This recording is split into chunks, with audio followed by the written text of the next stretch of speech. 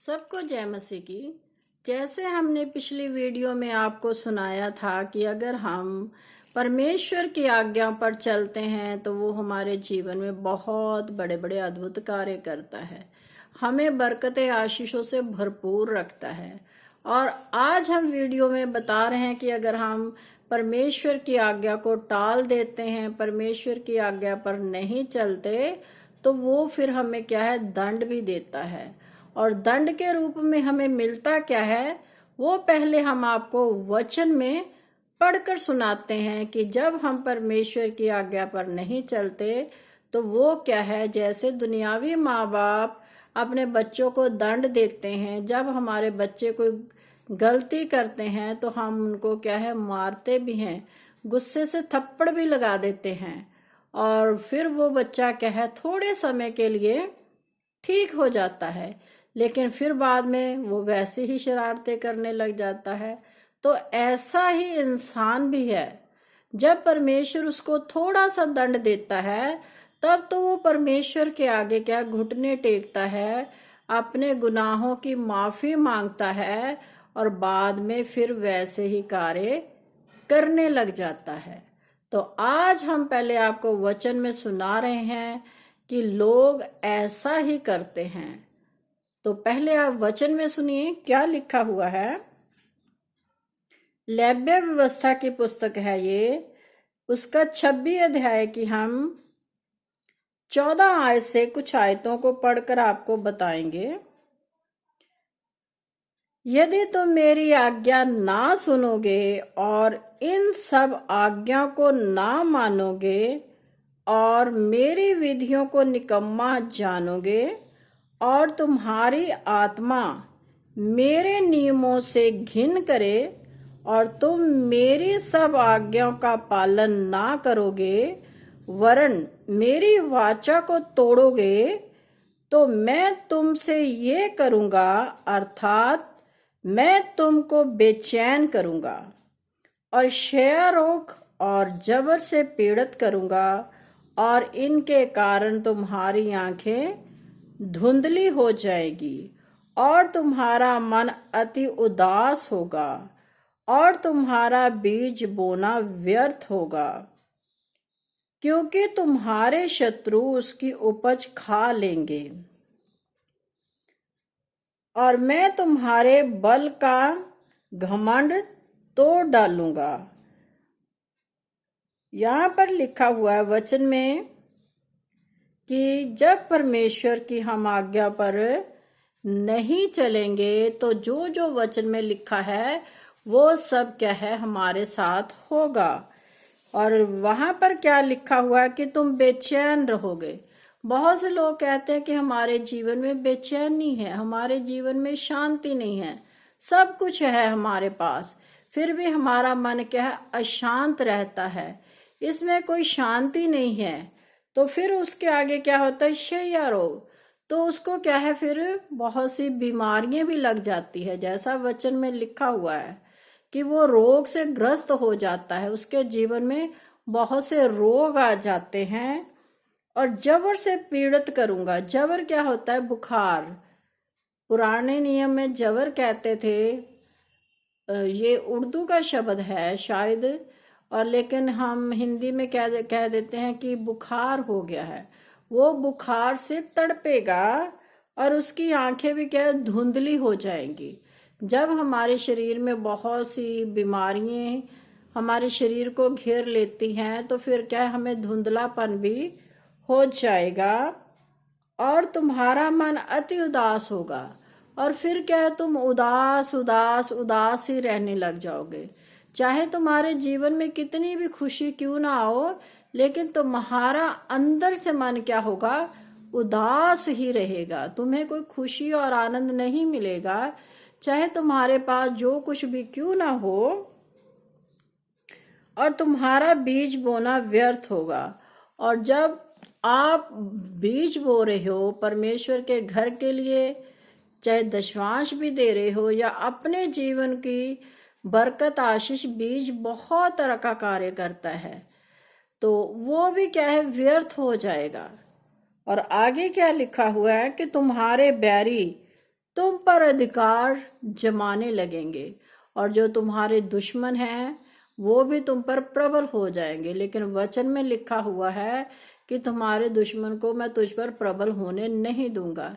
लेकिन जब आप आज्ञा मान ही नहीं रहे तो क्या है, परमेश्वर की ओर से वो क्या है, कार्य होगा जो हमने आपको वचन में पढ़कर सुनाया है।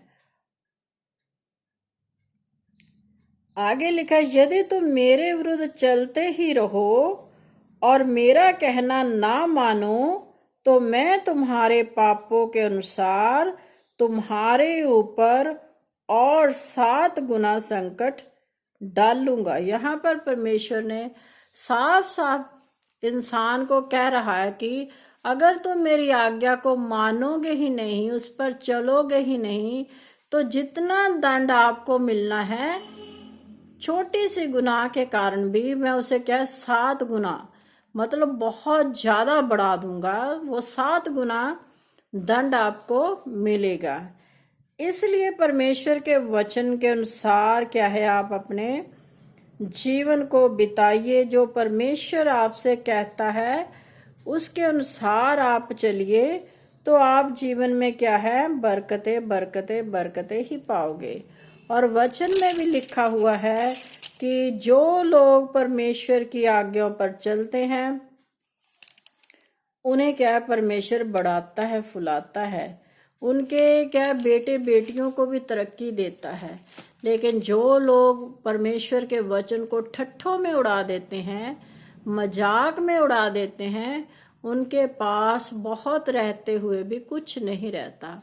अक्सर आप देखिए कि लोग कहते हैं कि जो इनके पूर्वज से वो बहुत अमीर थे या बहुत वो अच्छे थे, वो परमेश्वर की राह पर चलते थे, इसलिए उनके जीवन में बहुत सी बरकतें आशीषें थी। लेकिन जब पीढ़ियां आगे बढ़ती है तो बहुत सी पीढ़ियों में क्या दरिद्रता आ जाती है, गरीबी आ जाती है। जो उनके पूर्वज थे वो तो अमीर थे और वो क्या है, उनके पास सब कुछ था, सब दुनिया की सुख सुविधा थी। लेकिन जो उनके आगे बेटे बेटियां हो गए या पोते पोतियां हो गए, उनके पास कुछ भी नहीं रहता, क्योंकि उन्होंने जो उसके पूर्वजों ने कमाया था। आप अक्सर देखते हैं कि वो लोग क्या है, उनके धन को और उनकी इज्जत को यूं ही उड़ा देते हैं। अगर आप धन को यूं ही उड़ा दोगे तो आपके पास रहेगा ही नहीं, चाहे वो दुनियावी धन हो या वचन का धन हो। जब आपने उसे संभाल कर ही नहीं रखा तो वो क्या है, ऐसे ही उड़ जाएगा। तो फिर क्या है, आप गरीब ही हो जाओगे, आपके पास कुछ भी नहीं रहेगा। जैसे वचन में भी लिखा है, जिसको बहुत दिया जाएगा उससे बहुत मांगा भी जाएगा, और जिसके पास थोड़ा है उससे वह भी ले लिया जाएगा।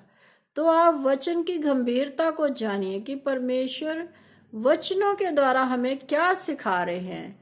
इंसान वचन को पढ़ता है, देखता है, सुनता है, लेकिन उस पर चलता नहीं है।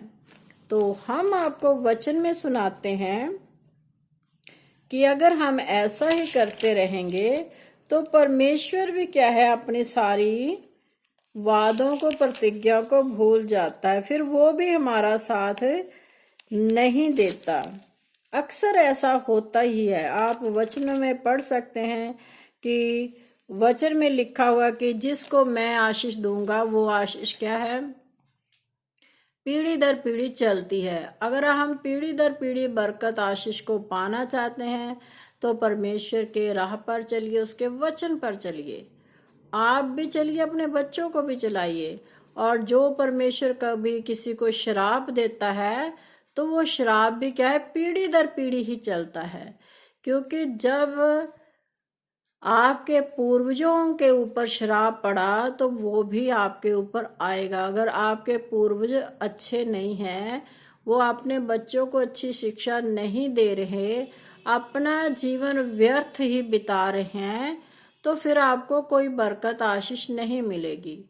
और आज आप देख रहे हैं कि बहुत से जो घरों में बच्चे हैं वो क्या है, टीवी में मसरूफ हैं।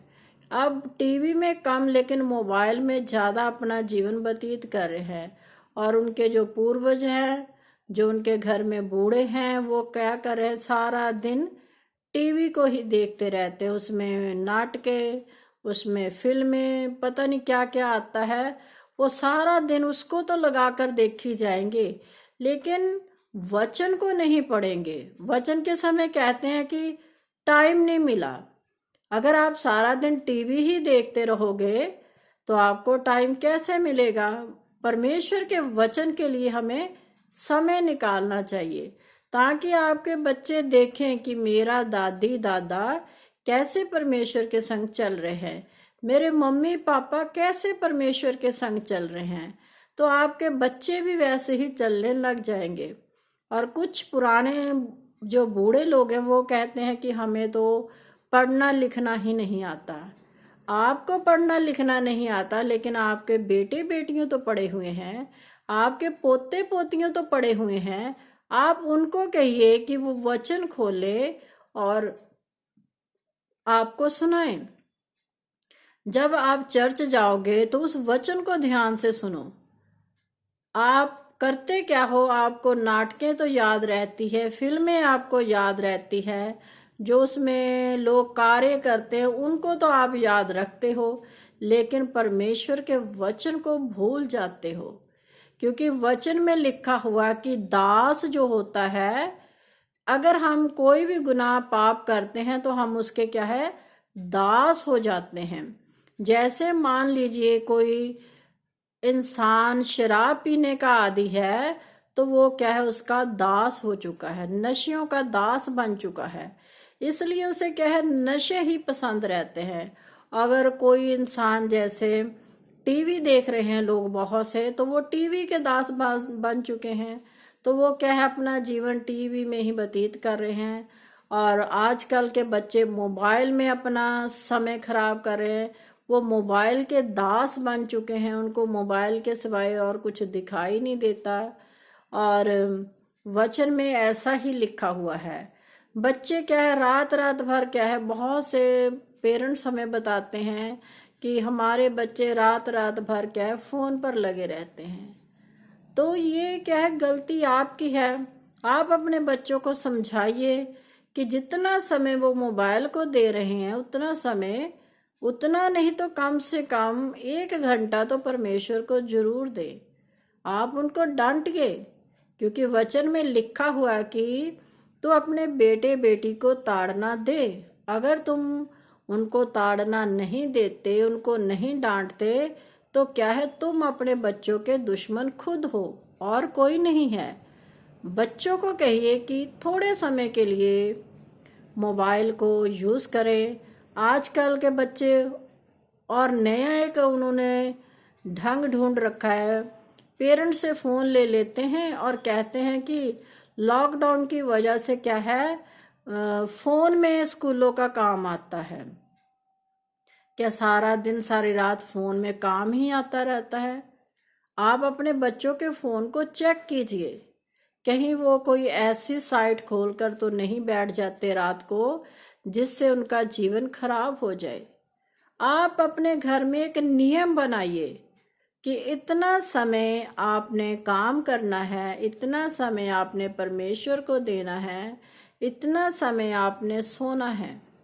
10-11 बजे के बाद बच्चों से आप फोन ले लीजिए और अपने पास रखिए। काम का कोई बहाना नहीं है, दिन में वो काम करे, जो भी उनके स्कूल से काम आता है तो उसको आप उन्हें कहिए कि दिन में करे, रात में कोई कार्य ऐसा नहीं होता। आप समझदार हैं, कोई टीचर रात को कैसे काम दे सकता है? उनके काम दिन में आते हैं, इसलिए आप अपने बच्चों के फोन पर ध्यान दीजिए। अगर आप अपने बच्चों पर ध्यान ही नहीं देंगे तो फिर आप परमेश्वर के दास के पास जाकर क्यों कहते हैं कि हमारे बच्चे बिगड़ चुके हैं, वो हमारा कहना नहीं मानते, हम क्या करें, प्रार्थना कर दो। क्या प्रार्थना के जरिए आपके बच्चे बिगड़ने से बच सकते हैं? कभी नहीं। आप अपने बच्चों के पास सारा दिन रात रहते हो, परमेश्वर का दास तो आपके घर में नहीं रहता। इसलिए अगर परमेश्वर का दास उनसे कुछ कह भी देगा तो वो क्या है, गुस्सा मनाएंगे। आप उनके माँ बाप हो, आपकी बात का वो गुस्सा नहीं मनाएंगे। इसलिए हम सभी पेरेंट्स के आगे यही गुजारिश करते हैं, अपने बच्चों को अपने कंट्रोल में रखिए, प्रार्थना कीजिए बच्चों के लिए, और बच्चों को भी खुद बिठाइए कि वो भी प्रार्थना करें। फैमिली प्रेयर का होना बहुत ज़्यादा ज़रूरी है। आप बैठिए, अपने बुजुर्गों को भी बिठाइए और वचन पढ़िए, भजन गाइए, परमेश्वर को समय दीजिए, ताकि परमेश्वर का जो दंड है वो हम में से किसी पर भी ना आए। अगर आप ऐसा करोगे तो अपने आप परमेश्वर आपके घर में वास करेगा। जब वो आपके कार्यों को देखेगा, जब वो परमेश्वर देखेगा, वचन में लिखा हुआ है कि मेरी आंखें सदैव तुझे टकटकाई लगाए देखती रहती है।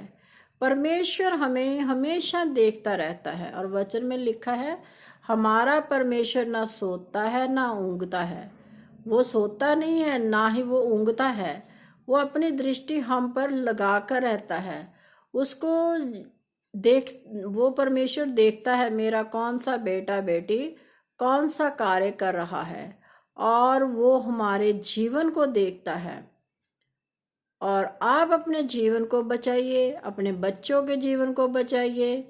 उनके भविष्य को सुरक्षित रखने के लिए अपने बच्चों को परमेश्वर की राह पर चलाइए, ताकि आपके मन में कोई चिंता ना रहे। आपको फिर प्रार्थना में ये ना बोलना पड़े कि हे प्रभु यीशु मसीह, मेरे बच्चों को अच्छा बना, जहाँ इनके अंदर जो भी कमी है उसे दूर कर। ये इन सब कमियों को आप दूर कर सकते हैं। आप उनके पास रहते हैं तो आप अपने बच्चों को सुधारिए। अगर वचन में लिखा हुआ कि अगर तेरा बेटा बेटी या बेटा नहीं सुधरता, उस पर छड़ी भी चला। कहने का भाव ये नहीं कि आप उसे पीटने लग जाओ। कहने का भाव ये है, आप उसे डांटिए, प्यार से उसे समझाइए कि ऐसा कार्य मत करो। और जब आप थोड़ी सी सख्ती करेंगे तो आपके बच्चे अपने आप सुधर जाएंगे। और फोन बच्चों को हम फिर से कहते हैं कि ज्यादा फोन बच्चों को मत दीजिए। बच्चों को फोन के गुलाम मत बनाइए, नहीं तो वो सारी जिंदगी गुलाम ही बने रहेंगे। जैसे वचन में लिखा हुआ है कि कौम इस्राएल क्या है, गुलामी में चली गई थी इब्राहिम के बाद, क्योंकि इब्राहिम, इसहाक और याकूब और उनके जो 12 पुत्र उत्पन्न हुए वो तो परमेश्वर के संग चले। लेकिन उसके बाद क्या हुआ कि जो उनकी आगे पीढ़ी बढ़ी, उन्होंने परमेश्वर को भुला दिया। जब उन्होंने परमेश्वर को भुला दिया तब क्या है, वो गुलामी में चले गए। और आप वचन में पढ़ते हैं कि 430 साल बीत गए उनको गुलामी में रहते हुए। तब परमेश्वर ने मूसा नबी के द्वारा उनको निकाला था। और क्या आप चाहते हैं कि आपके बच्चे फोन के गुलाम बने रहें, वो परमेश्वर से दूर हो जाएं, परमेश्वर की दया से दूर हो जाएं, या आप बीमारियों में पड़ जाएं? और बीमारियां तो आजकल आप देखते हैं कि बहुत ज़्यादा ऐसी हो चुकी हैं कि जिनके नाम भी लोग लेना नहीं चाहते। अगर आप अपने जीवन को बचाना चाहते हैं तो परमेश्वर की आज्ञाओं पर चलिए, उसके दंड के लिए अपने जीवन को ना दे, ना अपने बच्चों को उनके दंड के लिए दे कि आपके बच्चे जैसे कौम इस्राएल गुलामी में चली गई थी, आपके बच्चे भी किसी भी प्रकार की गुलामी में चले जाएं। चाहे वो फोन की गुलामी हो, चाहे नशे की गुलामी हो, चाहे सुस्त आत्मा की गुलामी हो। गुलामी तो कोई भी हो सकती है। आप अपने बच्चों को गुलाम बनने से रोकिए, उनके जीवन को बदलिए, परमेश्वर का वचन सिखाकर और परमेश्वर के वचन पर उन्हें चलना सिखाइए, ताकि परमेश्वर आप पर कोई भी दंड की आज्ञा ना दे। तो सबको जय मसीह की। अगर आपको ये मेरा वीडियो अच्छा लगता है वचन का, तो आप इसे लाइक कीजिए, शेयर कीजिए, सब्सक्राइब कीजिए और परमेश्वर के वचन को फैलाइए। ऐसा कार्य करके देखिए, आपके जीवन में परमेश्वर कैसी बरकतें आशीषें देता है। तो सबको जय मसीह की।